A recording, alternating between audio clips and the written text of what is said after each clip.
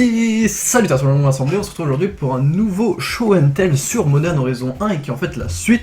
Qu'est-ce que c'est Modern Horizon 1? On le répète encore une fois, c'est un set qui ne sera pas jouable en standard. Donc on reprend tout de suite le cours du programme avec Ice Drinker, donc un petit créature verte pour un vert, c'est une de 1 avec le level up 1 color pour un incolore. Du niveau 3 à 7, c'est une 4-4 protection contre les instants, ce qui est intéressant. Et de niveau 8 et plus, c'est une 6-6 protection from everything, c'est un bébé progenitus. Sauf que le souci, c'est que le level up, c'est un sorcery speed, et ça, c'est très triste. Parce que je suis juste sur les premiers levels, avant qu'il atteigne niveau 4, la protection contre les instant speed. Et on peut le tuer à l'aide d'un push, d'une bolt, d'un PTE, toutes ces saloperies qui détruit les créatures, donc ce qui fait que Ice Drinker est vraiment très mauvais. Si le level up était instant speed, la carte serait terrible, comme sûrement beaucoup d'autres cartes au level up maintenant que je me dis.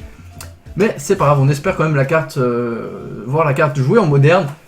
Et on passe tout de suite à la prochaine Unbound Flourishing, donc encore une mythique, un enchantement pour 3.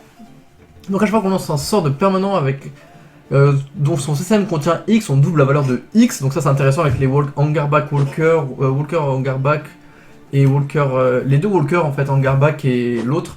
C'est intéressant tous ces créatures avec X. Et le deuxième effet, c'est whenever you cast un instant or sorcery spell, ou même une capacité activée qui un spell mana cost or that ability activité contient X, copie le spell ou la capacité, donc ça peut être intéressant avec des sorts rouges. Notamment, je pense à Peste Feu, qui, une fois qu'elle a X égale 5, elle a contrable, mais en plus de ça, ça inflige 5. Voilà, avec ça, on peut en faire 2. Pour 6, ça fait 10, un contrable, c'est intéressant. Bon, c'est pas folichon, je vais pas vous mentir. Je trouve la première capacité bien plus intéressante que la deuxième.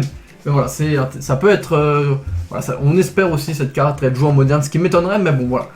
La carte, c'est une mythique, pas folichon, malheureusement, comme la première. C'est un peu triste pour le moderne, mais après voilà, le set n'est pas spécialement pour le moderne, ça veut juste dire Modern Horizon que ça commence directement par le moderne. Et on continue donc avec la prochaine carte qui est la Force of Vigor, donc la force verte qui est pour moi la deuxième meilleure. Donc elle, comme toutes les forces, si c'est pas notre tour, on peut exiler une carte verte à la place de payer son CCM de la carte. Et donc son effet à elle, c'est qu'elle peut détruire jusqu'à 2 cibles d'enchantement ou artefact. Donc ça par contre c'est vraiment très intéressant parce que c'est jusqu'à 2 cibles, donc on peut le lancer même s'il n'y a qu'une seule cible possible.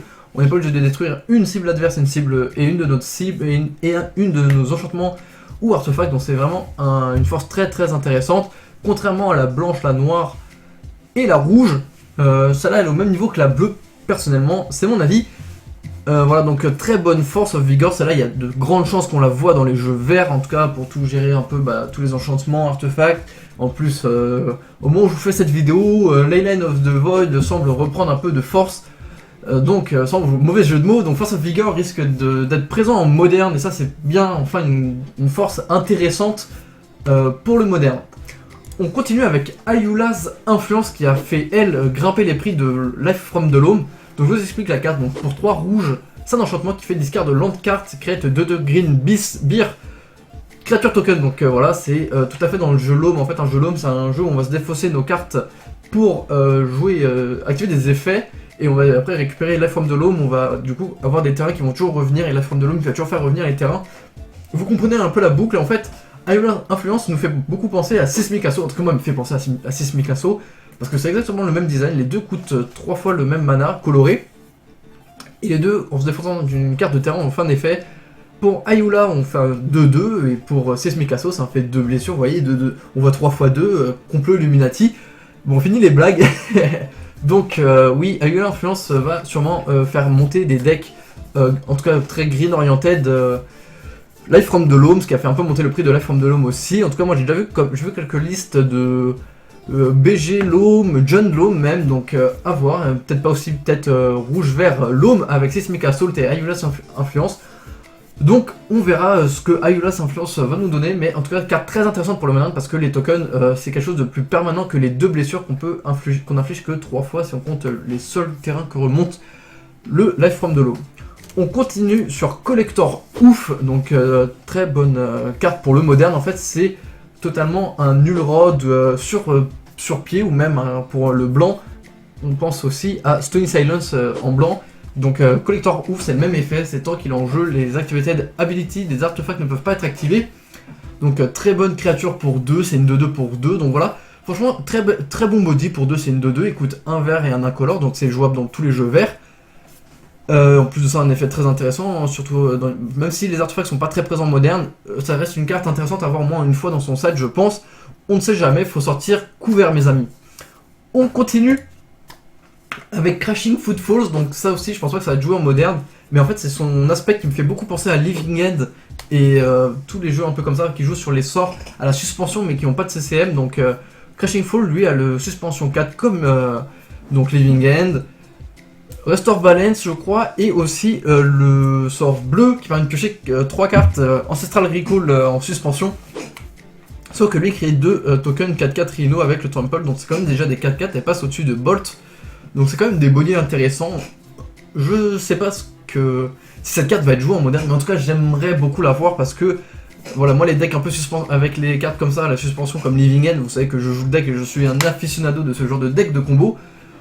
J'aimerais voir des decks Crashing Footfalls apparaître en moderne, ça pourrait être intéressant avec surtout la nouvelle électrodominance, comme ça on peut pour 2 rouges, on peut jouer 2-4-4 fin de tour adverse qui peuvent taper tour 2 ou 3, c'est très intéressant. En tout cas, la carte, un gros coup de cœur pour ma part. J'espère la voir en moderne. On continue avec Deep Forest Hermit. Donc, carte qui revient d'un print qui est pas vrai. C'est un pseudo-print du Legacy. Donc, Deep Forest Hermit pour 5, c'est une 1-1. Donc, c'est un body pas ouf, mais en fait, c'est son effet que j'aime beaucoup d'arriver en jeu. Il crée quand même 4 tokens 1-1 Squirrel. Et tous les squirrels gagnent de plus en plus 1, donc tant qu'il est là, c'est des 2-2. Bon, il meurt facilement sous la bolt malheureusement, ou même sous moins fort que la bolt, hein, bien sûr, c'est qu'une 1-1. Et en plus de ça, il a le Vanishing 3, c'est-à-dire qu'au bout de 3 tours, on doit le sacrifier. Malheureusement, le petit malus de cette carte, ce que j'aurais aimé, c'est que quand aussi il quitte le champ de bataille, il crée ses 4 tokens. Là, ça aurait été vraiment value incroyable. Même s'il mourait, bah, ça faisait qu'on avait 8 tokens.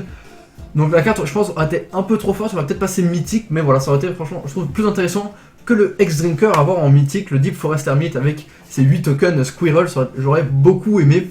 Et du coup, ce qui fait que la carte n'est pas terrible, je ne pense pas qu'on va la voir en moderne. On passe tout de suite sur la prochaine carte, celle-là aussi, c'est un truc un peu drôle, je vais pas m'arrêter trop longtemps, c'est le Llanowar Tribe. Donc pour 3 forêts, bah en fait c'est 3, pour 3 on a 3 elfes de Llanowar en un seul body, donc pour 3 c'est une 3-3 et on peut l'engager, faire 3 verts. Voilà, c'est rien de ouf, hein. Comme je vous l'ai dit, je voulais juste m'arrêter parce que la carte était sympatoche, hein. Llanowar Tribe pour 3 c'est une 3-3 qui rajoute 3 forêts, voilà. Et ils sont pas ennuyés sur la recherche et le développement, ils ont mis 3 elfes de Llanowar ensemble, ils ont dit on tient un truc, et bah ils ont fait Llanowar Tribe. On continue directement avec Scale Up, ça c'est une très bonne Unco. Je pense qu'ils risquent d'être joués dans Infection parce que pour un vert ils peuvent transformer tout leur body Infection avec l'infection en 6-4 très puissant. Je pense notamment au terrain avec le vol, donc une 6-4 avec le vol Infection, il suffit juste plus d'avoir 2 mutagéniques grosses et c'est parti, vous avez vos 10 tokens et c'est le GG. Donc très bonne Scale Up et même sans avoir les 2 mutagéniques grosses, si vous avez votre petite druide qui permet de donner l'exaltation à votre créature en attaquant, il suffirait plus d'un autre petit +1/+1 et c'est le GG.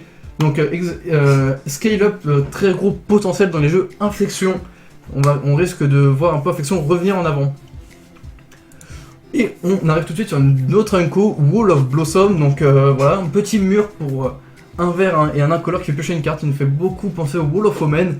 Voilà, pas grand chose à dire sauf que on a un deuxième Wall of Omen. Voilà, ça risque d'être intéressant pour Bant, un genre de Bant ou Green-White Value.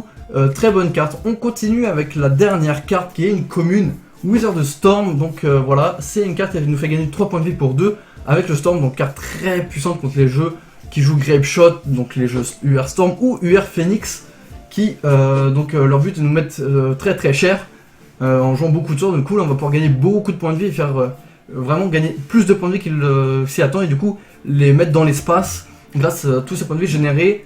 On peut peut-être rentrer dans les jeux verts contre des jeux burn qui jouent peut-être un ou qui arrivent à jouer une ou 2 bolts dans le tour et nous on récupère toutes les...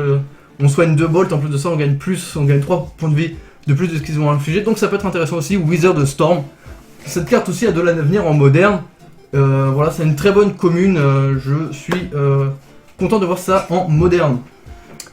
Et on arrive à la fin de ce exposé sur le vert. Je vous invite à liker la vidéo si elle vous a plu, à commenter si vous avez quelque chose à dire.